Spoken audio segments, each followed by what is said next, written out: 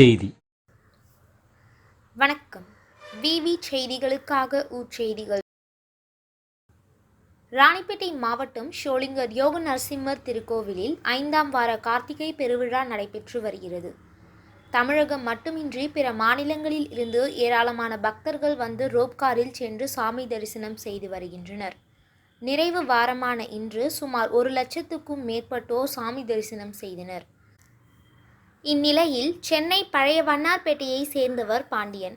இவர் படி வழியாக ஏறி சென்று சாமி தரிசனம் செய்ய சென்றபோது 900 படி கடக்கும்போது திடீரென மயங்கி விழுந்துள்ளார்.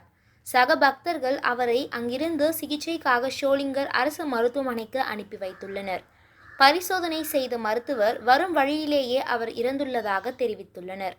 இது குறித்து தகவல் அறிந்து வந்த கொண்டபாளையம் போலீசார் வழக்கு பதிவு செய்து விசாரணை நடத்தி வருகின்றனர்.